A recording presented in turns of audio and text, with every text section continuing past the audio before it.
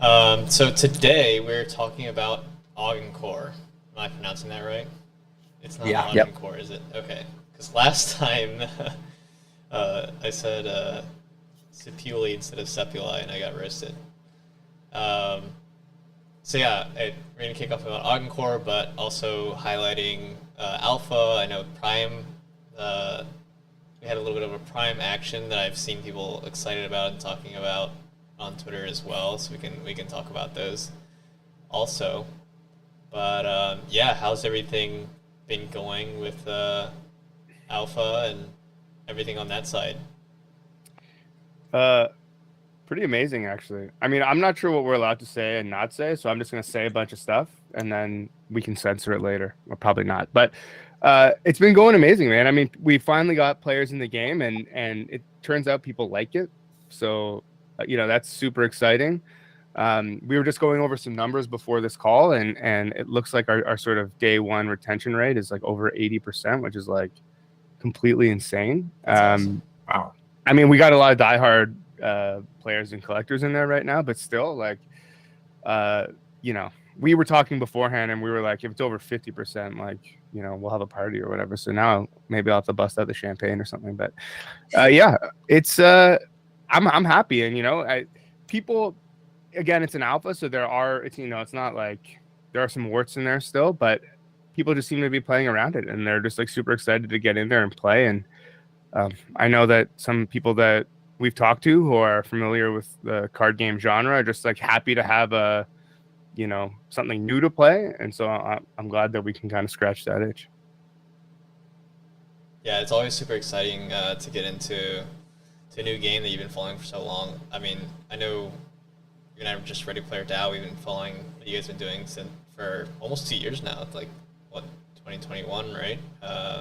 Started seeing a lot of cards come out and packs being released. Some of the amazing visuals and AR and things on that side, I think, of stuff as well. And now we also have Prime. Not sure how much we want to talk about that, but I know a lot of people were just able to claim some of that Prime that we've been waiting for a while, and I'm sure that coincides a little bit with gameplay as it's going to come out, and different ways to play into that.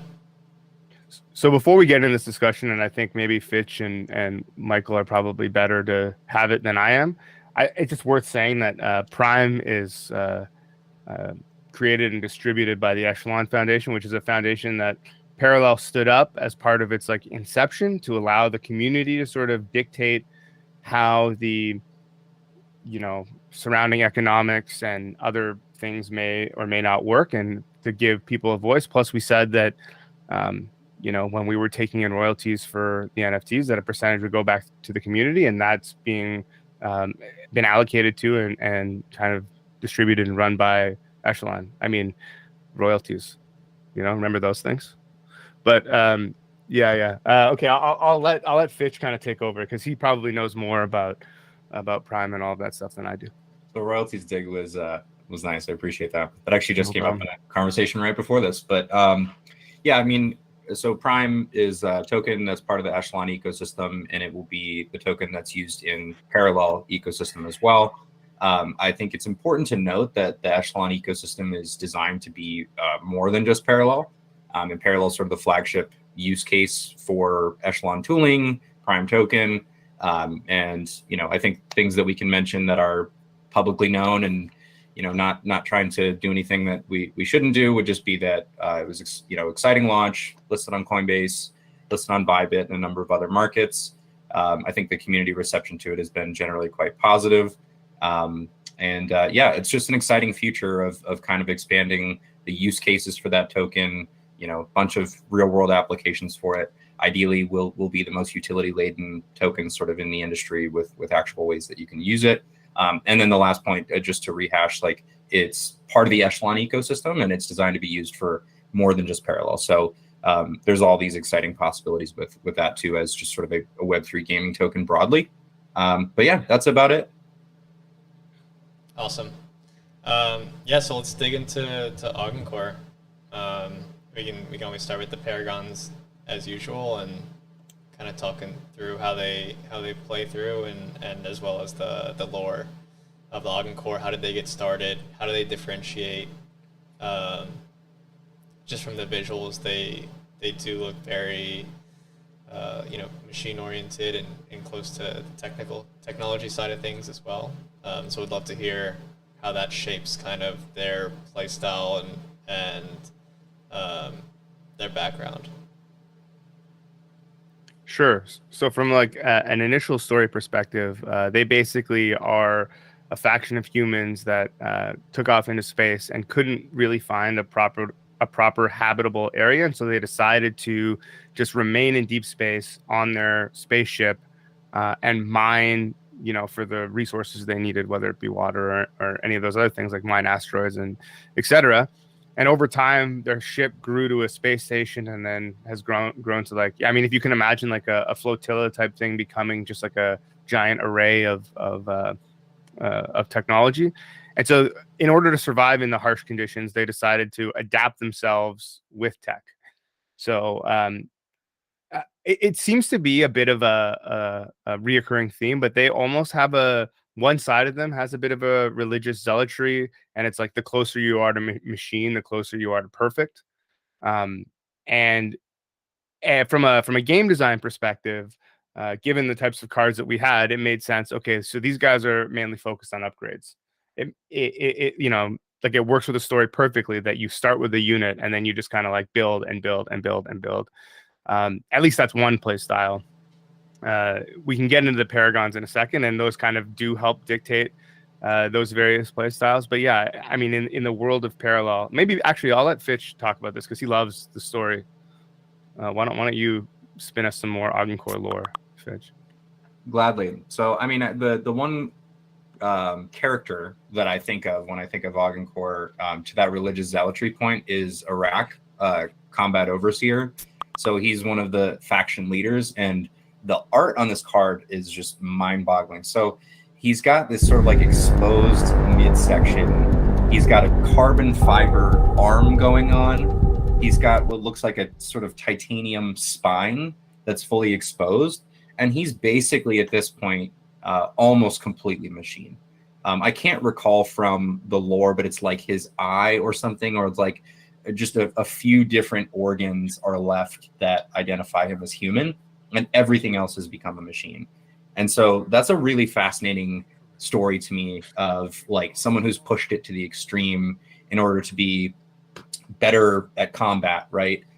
More aggressive in battle, more capable of defeating his enemies, more true to the way of Ogden Core, who's just augmented himself basically infinitely until the point he's indistinguishable from a machine. So I think there's kind of like everything from, cards like Scrap Heap Salvager, where he's just more of like going through a junkyard and sort of making use of what's around you. That sort of lighter side of Ogden Core of hey, out of the sake of necessity, we're going to make use of the things that are around us, all the way to Iraq, who is just like kind of a maniac and has pushed it to, the nth degree, and has become inseparable from a machine essentially, and is now sort of a raging warbot, and everywhere in between. And I think that's the really cool thing about Ogden Core is, you have what started as necessity. This is a common theme with a lot of the parallels. Necessity drives them to do what they do. And necessity creates a range of sort of how hardcore did you go with that drive you to do what you need to do. And I think the visual exploration of that in Ogden Core is really fascinating. And just the idea of like a group who ended up getting stuck on their ship and thinking about the realistic implications of what you need to do to survive. So it's a cool faction. I actually am enjoying playing with Ogden Core more. I know that Rebel was talking about that. I think it's a really fun sort of play style with a lot of interesting units and combinations. And so I'm excited to talk about it.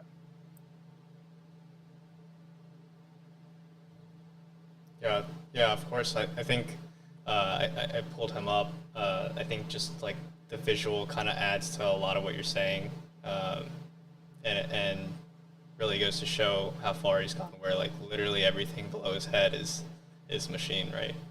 I know Ali, you've been playing around with with the decks as well. What did you think in terms of how this differentiates from some of the others that you've seen? Yeah, I mean, I honestly, I started out with John or Jan, and I was not winning a lot. I was getting a little disheartened there, and then I switched to Iraq and started winning. So that felt nice. But yeah, I definitely like the play style a lot. It kind of reminds me a little bit of, I don't know if miracle is like the right word for it, but you know, in Hearthstone you can buff particular units up and, you know, keep adding stats to them and stuff like that, kind of like an Edwin. And I really like the play style of, you know, kind of making one chunky minion, and then there's different cards that, you know, pull from your bank or your waste of upgrades that may have, you know, you lost. And yeah, it's been really cool. I haven't tried the Juggernaut workshop quite yet, but that's my next feat. Should we just run down through the paragons, or how do you want to do this? Yeah. Yeah, let's do that. Okay. Well, since you have John on the screen, I'll talk on John first. His passive is anytime you would salvage, the effect is increased by 1. I should probably explain what salvage does. Basically, when a unit has salvage, it has a value attached, so 1 or more, and the value is equal. How do I explain this in simple terms? Basically, if the unit is upgraded, you can save the amount of upgrades on it equal to the salvage value and re-equip them to other units. So it allows you to cycle through upgrades. So a great example of a combo that you could use with salvage is there's a card called Kill Switch, and it says when the unit dies, basically kill an enemy unit. So if you put that on a unit with salvage, you run it into, you know, an enemy unit, your unit dies, it kills one of the enemy units, but then you can salvage that upgrade, put it on another unit, and run that unit into something else. And just like, it's kind of like a mini board wipe situation. So to be able to increase that by 1 is pretty great. And then his active, which is actually my favorite, is it's a muster effect. Reveal a random bank card. Repeat until an upgrade is revealed. For each card revealed, attach a copy of the revealed upgrade to any unit. That I just said reveal like 10 times there, but basically what happens is you'll flip cards over in your bank until you see, you know, let's just say a kill switch again. And for every card that you flipped over that wasn't an upgrade, that amount of kill switches will get equipped to a unit. So the reason I love this is just because I love setting up OTKs, and this is like the ultimate sort of OTK. So I mean, I'll give away a strategy because it doesn't quite work right in alpha right now, so no one can use it. But there's a card called Kethrexamine that says if it's attached to a unit, double the amount of attack damage the unit deals and receives. So a strategy with John would be to bank Kethrexamine as early as possible and then put no other upgrades in your bank. And then near the end of the game, when you have a unit on the field and the opponent's face is sort of open for you to attack, they don't have any defenders or anything like that, you play John and then you roll the dice. Basically, you hope to turn over as many Kethrexamines as possible. And because the doubling effect is supposed to be cumulative, like 2 can become 4, can become 8, 16, 32, etc. And then you just hit your opponent in the face and the game's over. And that is like, to me, I don't know, just watching that machine go out, like, give me the dopamine, you know, let me roll the dice. If the first card I roll turn over is Kethrexamine, I'll just like rage quit right there. But, you know, if it's like card 10, you're like, number goes up real big. And I'm like, oh yeah, baby. I actually got wrecked yesterday with an OTK involving that exact situation. I think there was a graphene in there. I don't know what was in there, if it was Keth or graphene, but the number got really large and I got hit for 26. And that felt pretty bad. But yeah, that combo's nasty. That's really cool. When I was playing John yesterday, the first card that I flipped over was the upgrade. So, that'll happen. Oh no. Brutal. So maybe that was why it wasn't going well, as I got a little unlucky there. This was the first parallel deck that I ever built when I got access to the old Greybox client that we were using about a year ago, and at least 95% of the time, the first card was the upgrade. Yep. Felt bad. So what do we have next? We have well, we've talked about Iraq a little bit. Maybe we should cover him. Sure. I'm keeping it safe here and actually looking them up in the database so that I get no wording wrong, because my sleep-addled brain, as we know from previous shows. Okay, so Iraq Combat Overseer. The passive is when a friendly upgraded non-token unit is destroyed, create a 1/1 nanobot. So basically, if you have a unit on the field that has an upgrade and it is killed, you get a 1/1 unit in its place. What's different about this 1/1 unit is because it's a nanobot, you can also play it on another unit as an upgrade. Why that might be important is we have cards, I believe it's Cutting Edge, maybe. I'm not sure exactly which card it is, but like you get buff for every other upgrade on the unit. So you want to stack upgrades that way. It's also a good way of dealing extra damage. So you can attack with the 1/1 nanobot if it's still alive into face, let's just say, and then upgrade another unit and then basically attack again. So it's a free sort of extra damage in that way. And then his active ability plays into that even more. It's a muster. It says create the swarm. And the swarm is a 4/4 unit with the following ability. When this unit is destroyed, create 4 1/1 nanobots. So it's basically like a nesting doll. You play Iraq on the field, you get another 4/4. So you get a whole pile of stats, because obviously Iraq has stats as well. And then when that 4/4 dies, you get a bunch of 1/1 nanobots that do what I just said. So it kind of promotes a more aggressive style of Augencore, as opposed to John, which is just like holding off until your OTK pops. Yeah. I don't know if that was your experience, Ali, with Iraq or not, or you were playing a different style. But yeah, that was pretty similar. It's just super nice to have the 1/1s as the option to be an upgrade, because there's just so many cards that either stack them or get benefit of having one on it. So yeah, that's pretty much sums it up. Yeah, you like to play with Iraq Rebel? I do. I think Iraq is probably my second favorite Paragon behind ATO. I mean, first off, like the stats are it's very high value for the energy that you're playing. It costs 5 to bring him into the field, and you're getting basically like 10/10 worth of stats, which is pretty sweet. And the other cool thing about the nanobots is, when a unit that you have dies and makes a nanobot, you can then equip that nanobot to another unit, and then when that unit dies, it creates another nanobot. So they kind of it allows you to create a really sticky board, which is like really important for a deck that is going to try to take advantage of a bunch of upgrades, because you almost always have a unit put that upgrade on.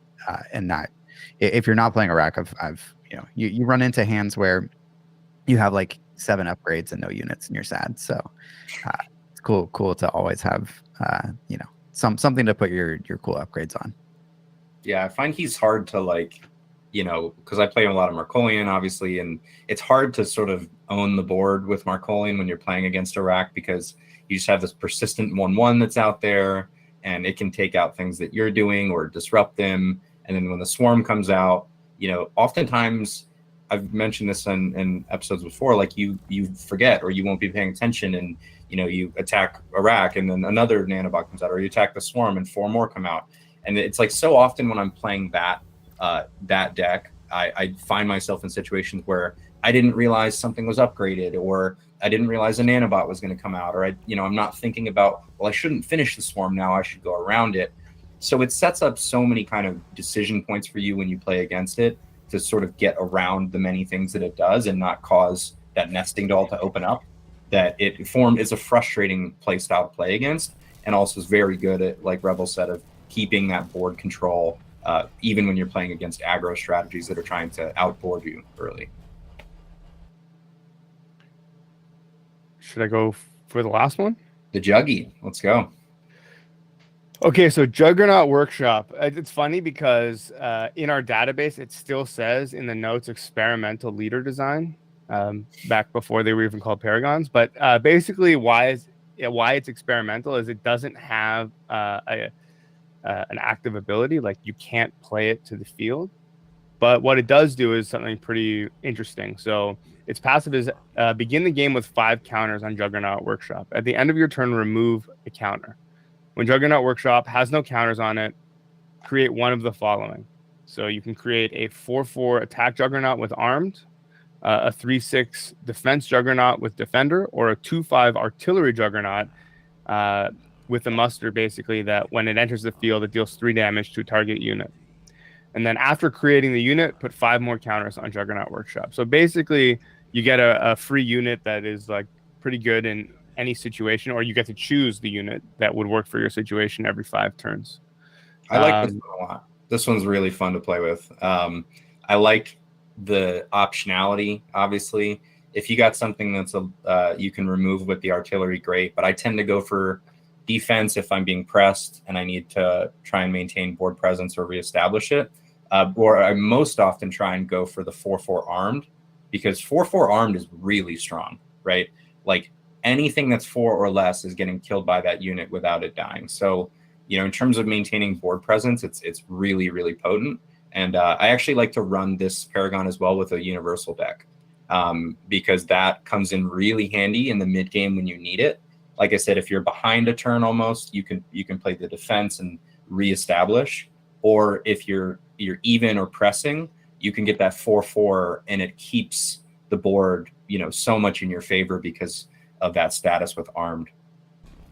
I have a question, Austin, being the resident Magic expert.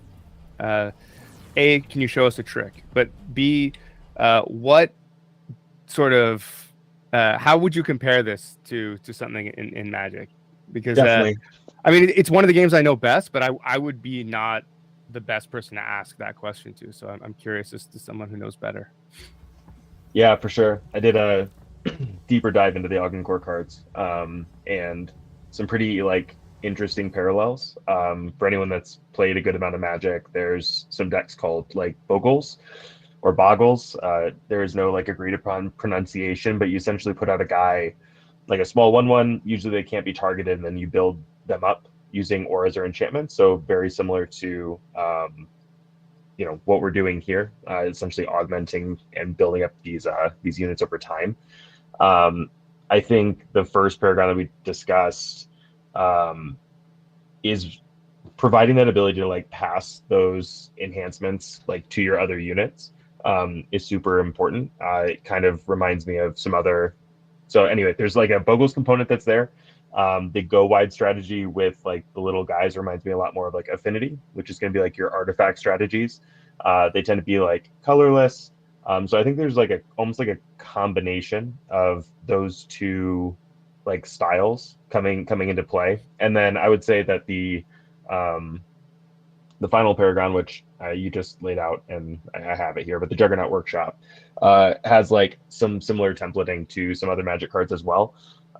There's this one that gives you random, I think it's called Outlaw's Merriment or something, and it was from the D&D set. But essentially, it creates either a 2/2 with haste or a 3/1 with lifelink. But there's utility in the different units that you're getting over time. I think the fact that you get to choose is super interesting. I kind of like that. I think that that's a really cool card. I also like that there's the tempo play, the ability to drop in a 2/5 that deals 3 damage is obviously great, especially if you're dealing with some pesky units on the other side of the board, and it still leaves a really solid body behind. I think this seems right up my alley. There's even some decks. There's 1/1 synergies a little bit here as well. Kind of around a hardened scales. I'm referencing a lot of modern decks, but I think anyone that's played a good amount of Magic will understand what I'm referring to. So, how did I handle that, Koji?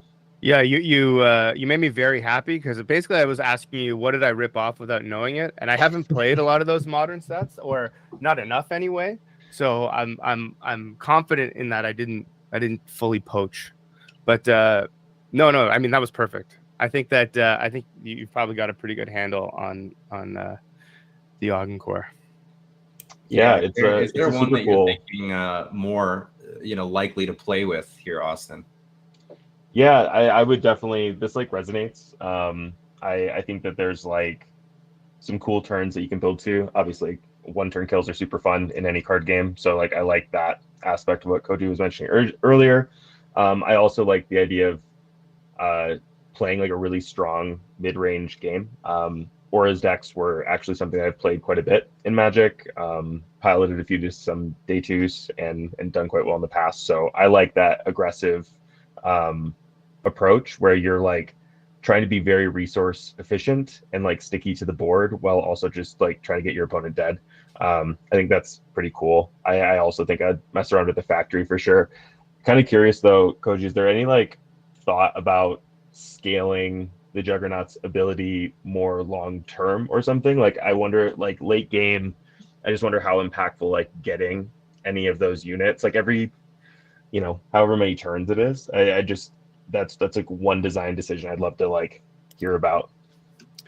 Yeah, I mean, a lot of it is still in flux, so I won't say that that won't happen.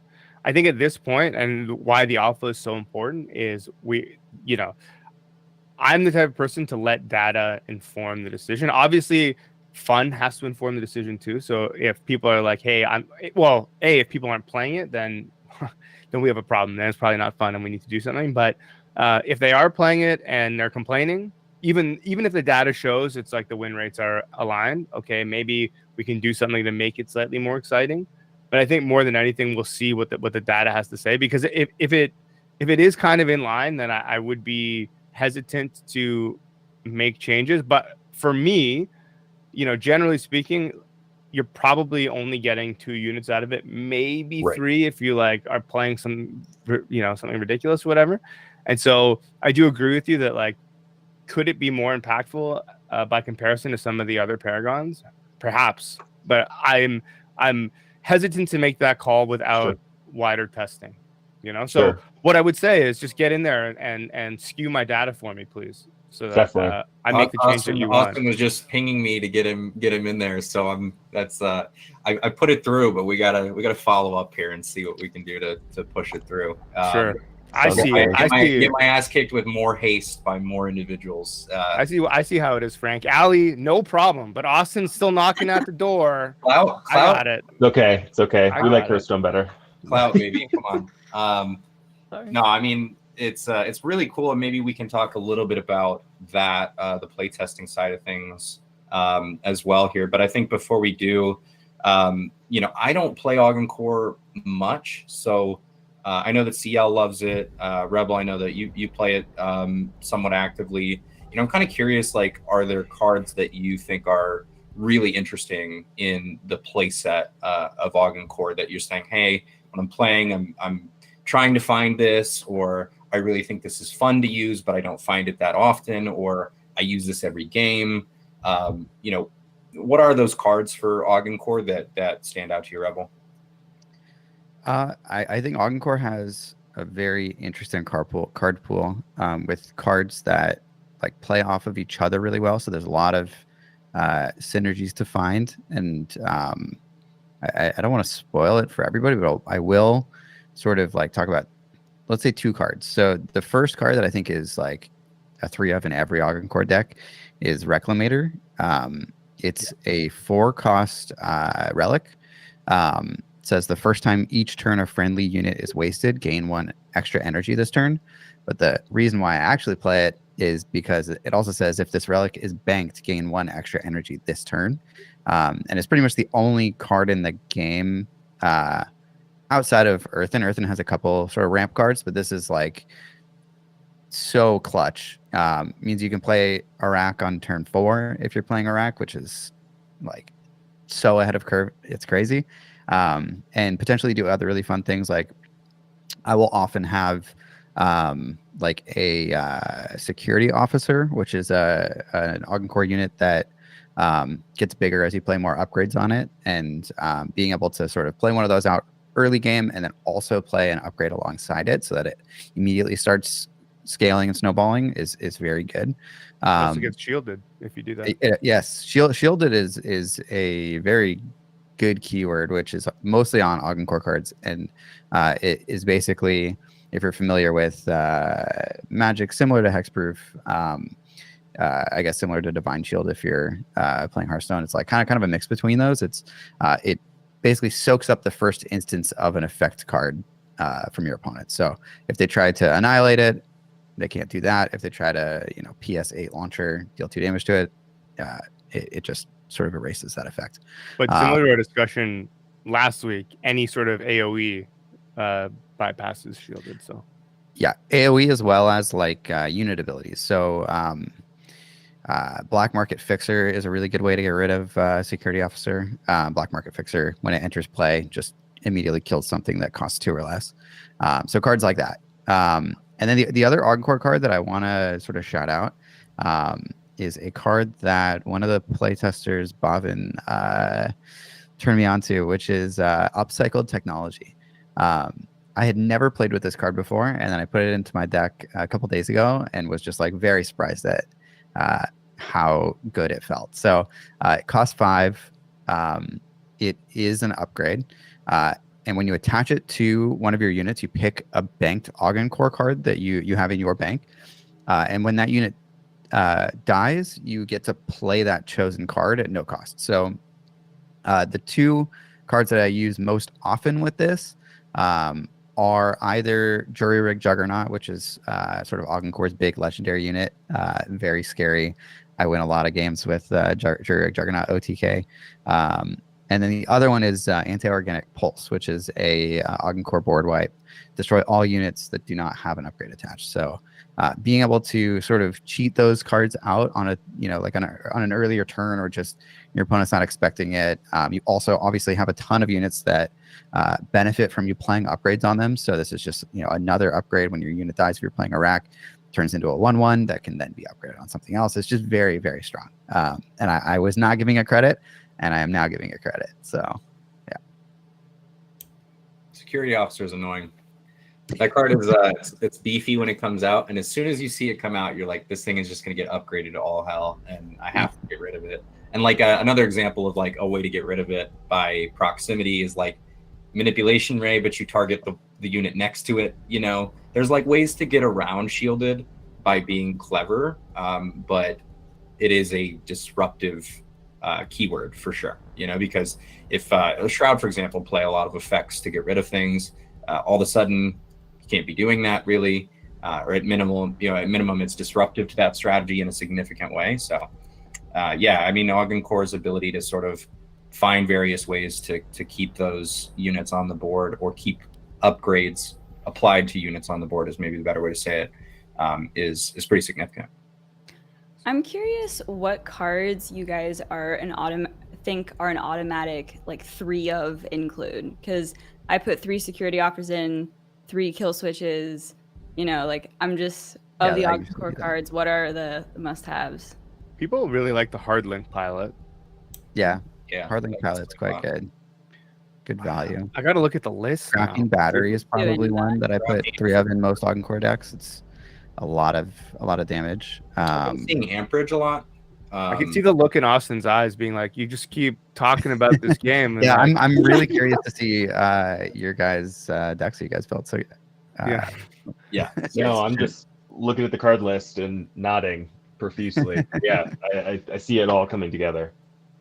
I'm disappointed in myself because I looked at Reclamator. That's what it's called, right? Yeah. And I was like, that seems like a really good card, and I didn't put it in. So I guess my intuition was correct, but I didn't actually include it. So good to know. Somebody was talking that they don't like to run as many solar grenades from Arcolian, and I just find that like anything that's giving you extra value and banked, and especially extra energy, is like, come on, how could you not, right? Like, I feel like that's like just so potent. And Reclamator, like Rebel said, your ramp is like so sped up, in a lot of situations. I was like playing Scanner Probe and I stole a Reclamator yesterday and just crushed my opponent with it. Like it changes things so quickly, Yeah, ramp is always OP, right? So I feel like Foundry Technician is one that I don't know if I'm playing 3 of though, maybe 2. But I really like card draw. Point Defense Turret is another one. Oh god, that I like to put in at least 2 of, just because it's like basically protection against the Shroud. You know, like if they want to play effects against me, fine. I'll just keep hitting them for 2. Basically, it's a relic that says when it enters the field, put a counter on it. When the enemy plays an effect card, you can put a counter on it and remove a counter to deal 2 damage to any target. So basically, you just keep picking people off unless they have relic removal, and so it works really well both against Shroud and against Markolian, actually. That card is annoying, man. I mean, so many times when I'm playing CL, he's got it out there and he's just picking me off and, you know, continuing to harass my units and do damage to the face. And yeah, that card is quite good. I would say it's among the better relics in the game, in my opinion. Like it always feels very strong when I play against it, and I'm always trying to get rid of it if it comes out. So, and Michael did mention anti-organic pulse. Oh yeah. You know, a good board wipe is always handy to have in the tool chest. The question I have actually is, when the Austin Alley matchup happens, the brawl, what will each of you be playing? Oh wow! I mean, I feel like Austin's decided, at least without playing the game. Thanks again, Frank. That he's going to be an Augencore guy. But have you made any further decisions, Allie? I'm such an indecisive person. Again, Earthen Shroud, I think, is where I feel the largest pull to. But after focusing on Augencore, I think it's my 3rd favorite. Okay. So I think I'm leaning towards Earthen. Yeah. I also didn't mean to speak for you there, Austin. I mean, if you have another answer, go for it. I like Earthen too. Cathari, I kind of want to like test my ideas. Like I feel like I need to like play just to make sure that I'm not, you know, just doing it completely wrong. But I think there's like, I don't know. I think certain like parallels feel like they have high upside for like being kind of like a niche master of that. I think there's like some examples, and I don't know. I think I just need to like, I'll probably wind up playing with all 15 parallels in a week, not sleeping, and then or paragrounds in a week, and then decide based on that where it falls. But I think one of the coolest things about it still being early, like you said, Koji, is things adjust.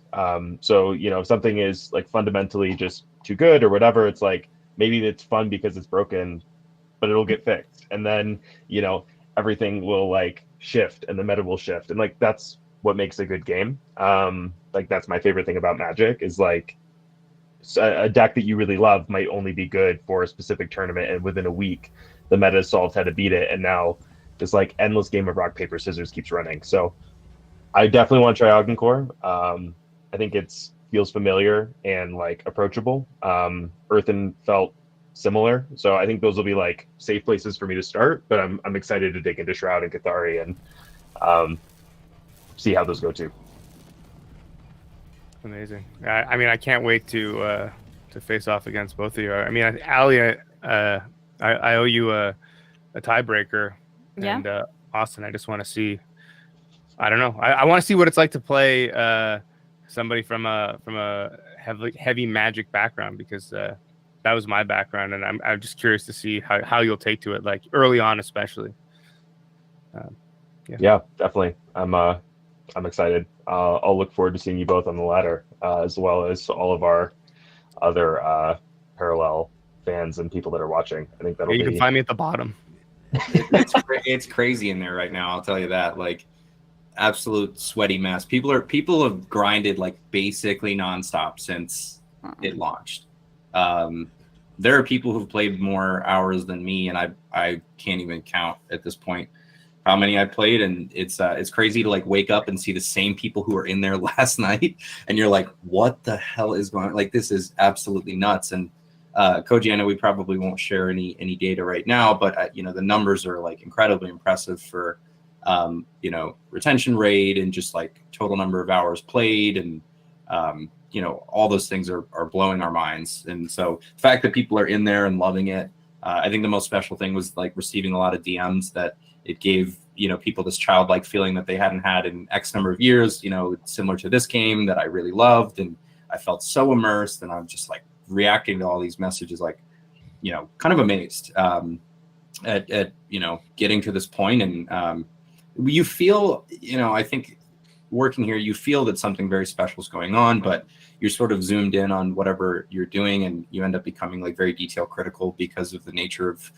delivering something that's good. But, then you put it out and people's reaction is like, wow, this is actually really amazing. And that was special to see because it pulls you back out of your zoomed in mindset for a second and allows you to look at what's been made and people's reaction to it, and appreciate that they are having fun. Yeah, I think I need to stop and smell the sweaty players a little bit more. Yes. Yeah. Yeah. Is it the usual suspects that are at the top of the leaderboard, or is there any like surprise players that? There's people that I thought would be there. There's people I had no idea would be there. There's people I've never heard of who just beat me up. Awesome. I think I'd won like 20 something games, and then like Muka, who's been super active in there, didn't know this guy, hadn't been acquainted with him on Twitter. I'd seen him occasionally in Discord, and he just like beat my ass 2 games in a row. And I was like, okay, welcome to Parallel. So it's people that I expected to be good. I expected people like Boarding to be good coming in. I just kind of figured he had some sauce, and he was good. And then there's people who I'm just like, can't believe you're just already, very effective with 3 parallels and have meta decks figured out and all that. So.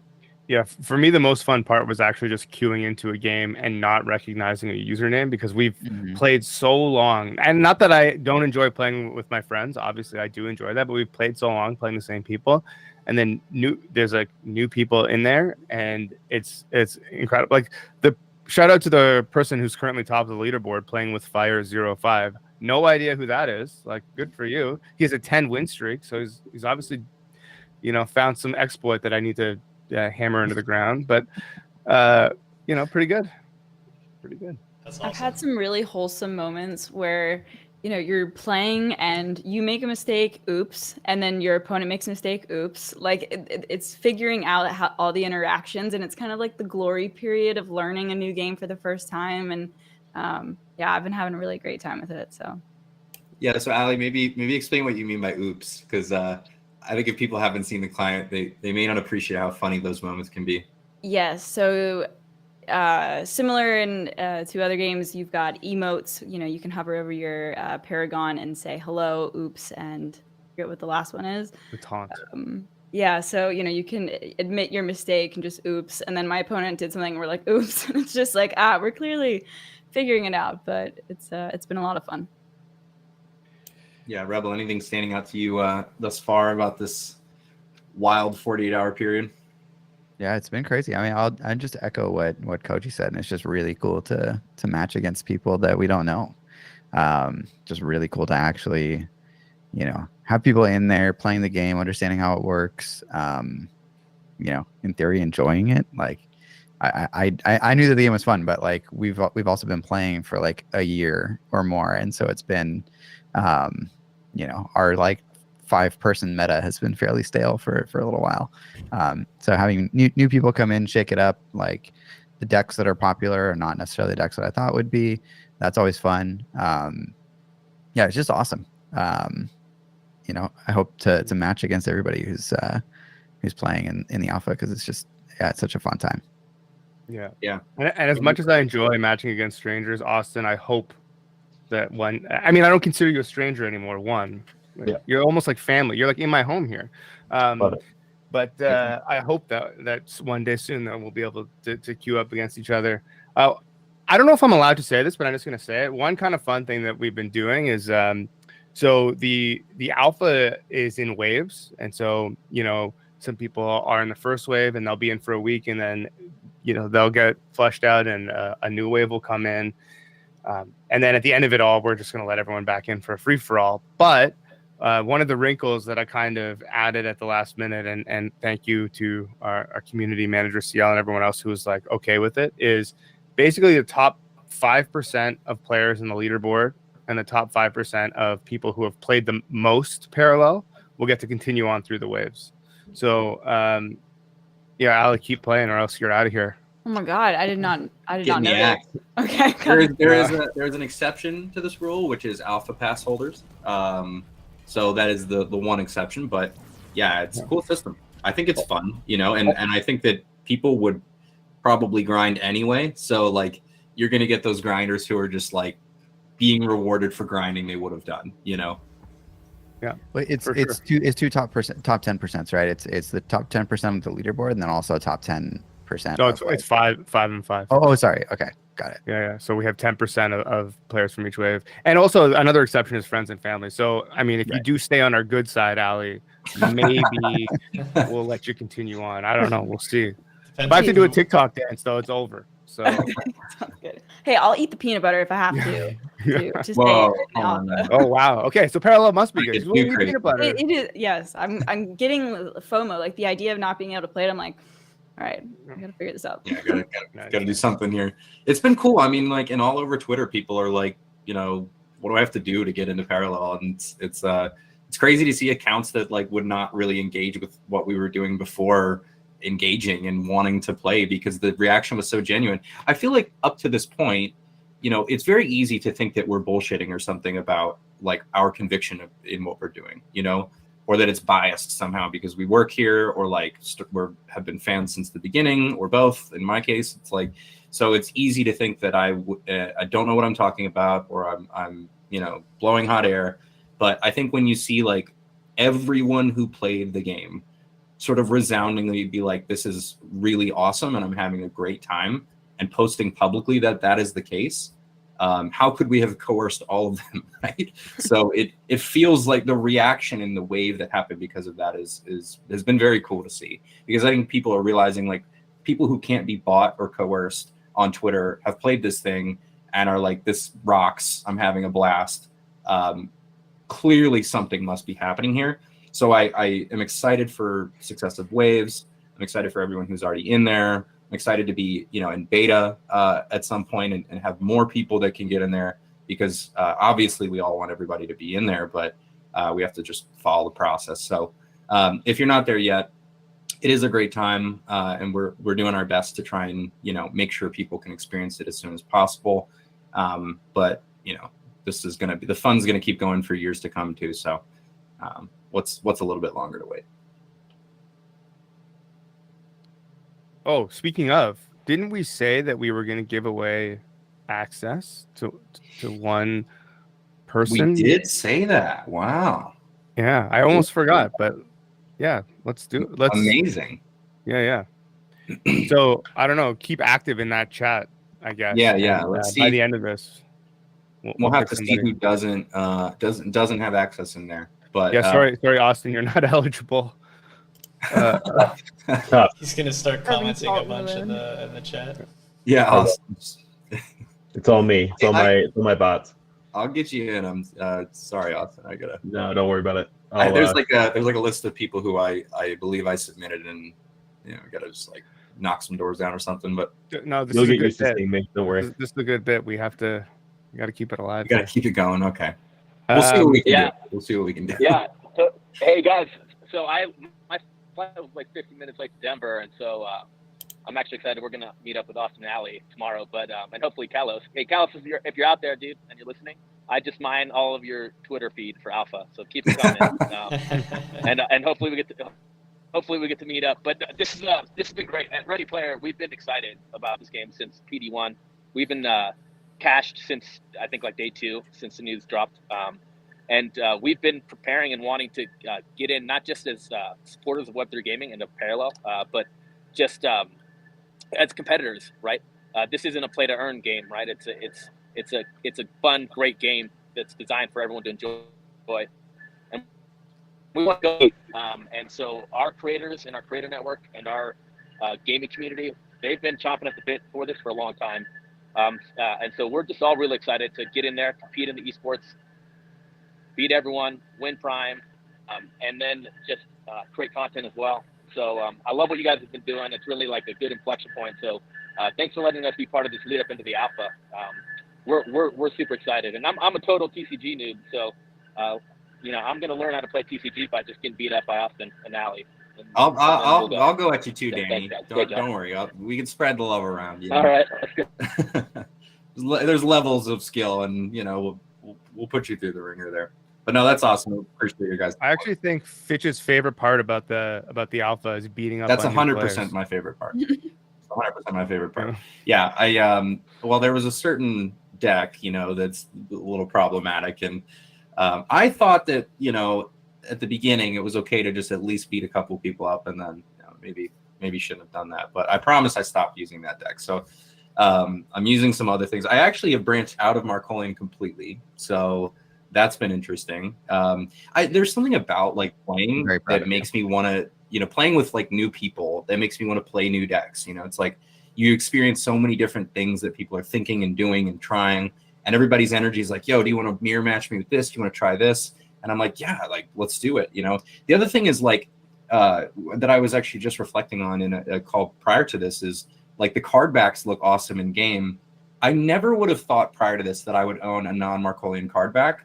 And now I'm like, dude, I kind of need like an Ogden card back to go match my Ogden deck, And so it's like, it makes you think about the assets in Parallel in a different way.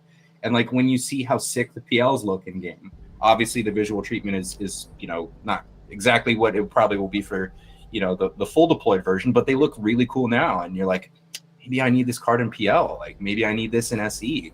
It makes you think about what is out there in Parallel completely differently. And I will say that this is hopefully not too much of an alpha leak, but I saw Tommy in game, and Tommy had an avatar, PFP. And I was like, yo, that's that's so sick. It looked so cool. Immediately I was like, who leaked avatars? Like, what's going on? And then I saw that it was Tommy, and I was like, oh, it's okay. But it looked incredible. And I was like, this is, people were kind of like, what is that? Whoa, and just the buzz that it created. I love the idea of being able to step in with like a rare avatar and like a sick card back and just beat somebody down, and leave them with that sense of mystery. And like, you don't really appreciate how cool that feels, seeing somebody's really dope card back until you're in there and you see it. Yeah, like I came up against an MEV Stone card back, and I was like, oh my God, that's insane. Like, so two things that I want to ask, or one thing that I want to say, and then one thing that I want to ask. First thing is, I think what we want to do eventually is give all of the Parallel team members a card back, and then if we face off against somebody and they beat us, they unlock that card back. Oh, wow. That'd be That should be fun. But the one thing I want to ask is, anyone who's on the stream right now who doesn't have access to the alpha, who wants it, just just like type a single emote, Spam. no text. Just give us an emote, and we'll pick from there. I'll have like, Austin, I'll let you pick. Today's your day. I'm picking. Oh no. Yeah. I better pull up the stream then. He's thinking about how he's gonna beat you for one of those card backs. That's what he's thinking right now. I He's like, literally all right, was just like, what's man, the deck? I'm gonna take on all the gym leaders now of Parallel, and I'm gonna think about like a gym leader. Like if you get all of them, you get another card back. Wow, that'd be fun. We could actually designed do the that achievement too. system here. That would be nuts. That's a really, really cool idea. While he's picking, I wanted to. Kalos keeps tweeting out this like MOBA type visual of some of the Parallel art. And I know obviously you guys are a game studio that might be building other stuff in the future. We got any leaks around that, or? You're not gonna get any of us fired here today, okay? I'm trying. No, like in relation to that screen, I think what the point is that, and he's talked more lately about these many ways to play, and so like the point is, the TCG is coming out. Obviously, we've shown that it's a real product. It's a great product. It's in an early stage, but it's being developed, and et cetera, et cetera. That is the flagship product of Parallel, and I think for many reasons, it's like always going to be the soul of Parallel. But the point being, we are a game studio, and there are explorations of other types of games, not specifically that type of game, but it's just, look at how well things from Parallel work in other types of game environments. I would say that's the point to take away from it, right? Yeah. It's like, look at what it could be, right? This is not a path that we're walking down, right? But it's to say, if you took Parallel assets and you put them in these different worlds, look at how amazing, and actually look at how well it works. And we've spoken publicly that we want to build other games and that there's active interest in doing so. But I wouldn't look at that and say Parallel's making a MOBA. That's not the case. It's like Parallel has the potential to make a MOBA. Parallel has the potential to make an FPS parable, et cetera, et cetera. Like that's the better thought to have. And thinking about how all the assets can connect together in ecosystems like that is the right thought exercise, because we will explore those things, but it's not like we're saying we're making a MOBA. So hopefully that helps. Yeah, I mean, I'm pushing for a point and click adventure, so I don't know. We'll see. It was We'll see who wins. a text-based RPG. I'm even better, honestly. I know that we're trying to integrate NFTs here, but yeah, give me like what is the parallel version of Zork? That's what I'm looking for. I don't even know what that You is. need like the Earth and experience, but man. really it's just Oregon Trail. Yeah, right. I love it. Oh man, amazing. Great game. All right, I think we got to pick somebody here. Oh All yeah, right. yeah. All right, I'm looking, so I think everyone did it, but I like the Ved. Seems pretty hyped up about it. Well, he's No, already in there. He's Don't out. listen- He's in there. Don't What listen. a Oh. jerk! Yeah. Brutal. He didn't listen Not to the fair. instructions. What an idiot this guy. All right. Don't pick me. Love it. All right. How about C-Wing? Yeah, there we go. Sea-Wing, are you in there or not? Can you confirm if you are? Sea-Wing's one of my longtime community members, so that Oh, Nice. nice. Okay, this is Okay, good. This is amazing. perfect. That's awesome. Congratulations, Perfect. Sea-Wing. This is Yeah. this is good news. C-Wing, maybe just reach out to me on Twitter. My handle is at Parallel TCG Pod. I had to think about that for a second. At Parallel TCG Pod. And how do I prove that this is the real C-Wing? Now I've just broadcasted. Reach out to me. How do I know? Allie could maybe. Yeah, can Ali vouch somehow? I can confirm his Twitter account. I'm gonna with you. win. I'll send it to you. Yeah. Okay. I got you. Okay. And then just mute Parallel TCG Pod immediately after. Oh that. yeah. You don't want any of my mental. You're not gonna poison want to coming see the your rest way. of that. So just shoot that DM and then bounce. Well, that's cool. Congratulations, Sea-Wing. We'll have to get some matches in. That's awesome. Welcome. That's awesome. Fitch, I had one question before we go. You said you were new to TCGs before Parallel. Yeah. And now that like Alpha's opened up, you said it's cool to like play against a bunch of people, and obviously like you had like a high experience floor, right? Like you just had like a lot more testing and everything else. But Yeah. How do you feel like becoming a TCG player over time? Like, do you like resonate with it now? Like, have you played any other games like just in your off time, or is it just only Parallel? No, I mean, that's a great question. Thank you for asking that. I am definitely going to be a TCG player. I'm surprised at how much I enjoyed it. I like games of strategy. I think that it's a really interesting, like you put it really well, like it's a constantly evolving chess game, and that is a great description of it. And I like that feeling of variability, different types of ways to play. I like the head-to-head matchup component. I like the within game, there are ways to outmaneuver and outthink your opponent. And there are order of operations questions and calculations and so many things happening at once to make optimal selections and to react and expect what your opponent is going to do. And then that camaraderie of sort of, Ali talked about like a little shit talking and taunting. And I find that it's a genre that you would not expect that much shit talking, but there's a tremendous amount. Oh, There's a huge amount of shit talking. So it's like, I love that in Oh. video games, like it's one of my favorite things. It's weird because it's like, I love that, but also love RPGs. And I feel like I kind of get a lot of like things that I enjoy. There's a great story here. Visually, it's insane. I love art. So it's like very important to me that I can like visually appreciate this. So Parallel specifically for me is kind of still, the thing that I'm most focused on. But prior to Parallel, I did play a little MTG Arena just to kind of get familiar. I did play a lot of Marvel Snap because the UX is very addictive. I have played like 2 or 3 games of Gwent, maybe ever, inside of Witcher 3, like actually in the game. I am not a separate client. So I can't say that I actually know anything about it or anything like that. But I feel that very much I'm going to be a TCG player now because the genre is so interesting. And there's just like 1,000 things in every game that you're kind of doing and thinking and interacting with. So I Yeah. can't wait for Fitch to start streaming and then getting backseated nonstop.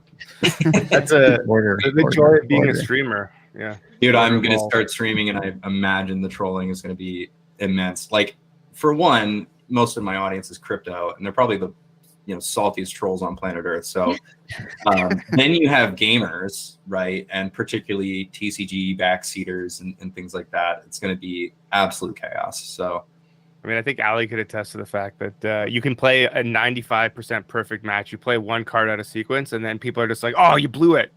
You it's like they love to point it out too. Like I feel like it boosts their ego to be like, "Oh, the streamer did something wrong." So get prepared. Yeah. Way to go, a martyr of sorts. Yeah. There's something about that that's very tedious. Is like people following you and having expectations of what it is that you're going to post. This is why I ironically quipped on Koji's tweets, but in reality we tweet much the same way, sort of flippantly. It's also why I tell everyone I'm terrible at the game, so that if I make a misplay, it's just like, oh yeah, this guy misplaying as usual. Yeah, no, there's much better players than me, and I don't think I'll ever front like I'm even a great player. I think I'm a pretty good player, but I really enjoy it, and it's hopefully I can make streams funny in other ways, because I feel like that's going to be more my strength. I'm not going to be the best player, so I'll have to find ways to make you laugh or something. So it'll be really interesting to see the really, really high level players, like what that gameplay looks like when tournaments come about and stuff like that, because there are absolute grinders that, perfect their gameplay. And I'm just really looking forward to seeing them duke it out. Same. And we will have tournaments, right? There will be, prizes on the line. There's always going to be Prime on the line. So Prime is that like regular, like I need to get good at this, but then what happens when there's a 6-figure prize pool and things like that in a tournament. I think it's going to be crazy to see the levels people get to. Within 2 days, the levels people have gotten to have amazed me. And not just surprised, but like I'm genuinely shocked that there are players that are as good as they are in such a short period of time. So. Yeah, it's so cool. I also think like one of the big differences that I like about Parallel that I think does it so well is you're going to get an emotional reaction just by seeing a different Paragon. Like you're already going to be making assumptions, and that's something that's so cool about being such an early game. Like Magic's just daunting. Magic is just like endless. Either it's 25,000 cards plus, 30,000 cards plus, with 250 more getting added all the time. So it's like, and it's kind of like a solved game in a way. Like you might be able to like do something creative, but you're making tweaks on something that someone else has done. And like there are brewers, but I think getting like fresh this like fresh start, you're able to like bring all your skills and stuff. So like hopefully that translates well. I'll be able to report back and see if that even matters. But I think like even getting an emotional reaction from the character that's coming in across from you and like already making assumptions, all right, this is the hand I need to keep, this is how I need to approach the matchup, and then like they're doing the same thing. And that's something that TCGs just do so well. Whereas like with Magic and Koji can respond probably in Commander, you see that to a degree, but not always the case. I think there's like parallels, but like you're even looking at their first land and like, okay, based on that, it could be these 3 to 5 decks. And like just crazy level of like needing to know the meta. And so I love that. I think there's gonna be a lot of people coming into Parallel that have that skill set and are used to doing it with like 25,000 cards, like maybe myself. And hopefully we can, hopefully that's advantageous. We'll see. But I think that's something that's like really cool about just trading card games in general. And I think that's gonna be a really exciting thing about Parallel. Yeah, I honestly can't wait, because I feel like those people are going to come in and just refine some of this stuff to a sharp point. And like, we told the story in an earlier episode, but somebody created a deck and called it the Fun Police, and it was like a bunch of interactions that we had never intended. And I guarantee you, because of just the nature of these games, that for sure this is just going to happen, right? Like we're going to get seasoned veterans in here. They're going to be like, oh, these 3 things that I never even considered, I'm going to smash them together, and it's going to do something completely disastrous. And it's going to make me, I mean, obviously I'll nerf it in the ground or whatever, but it's going to make me smile ear to ear, because I'm like, amazing, like this is exactly what we're looking for sure. And yes, I do think that the Paragon system will sort of work as a way to signal players as to various play styles and what to play and what to keep. But I think the best players will probably potentially play on that. And it's like, okay, so the meta is a John deck that does X, Y, Z. Okay, well, let me play John and do something else, so that, you know, they're waiting for this. It's like a rope-a-dope, basically. Yeah. And that's the hope anyway. Yeah, I mean, definitely. one thing that's fun to do as well, and I played a lot of yesterday, was like a universal deck, and change your Paragon. So they think that you're like, I came into a game and I was Lemieux Paragon with no Markolian units, and he's like, "Oh, you're playing Lemieux, okay?" And I'm on voice with him, and I'm like, "Yeah, I'm totally, you know," but I'm not. And so I think there's ways to kind of be a little cheeky with that too. Yeah, that's fun. Awesome. All right, well, I'm gonna get you in there. Awesome. Nice. Look out. Look out! Here he comes. Awesome. Well, thanks everybody. This is like super insightful. Love to hear about future plans and how well Alpha's been going. And hopefully we don't gatekeep Austin outside too much longer. I know he wants to work for those card packs. Let me in. Eric Andre. He's Yeah, unleashed. It's me. We, The void unleashed. Yeah. We finally wrapped up all the parallels. It's been like super exciting to hear and learn about the entire world and the lore behind all of them. So all the paragons and different ways to play them.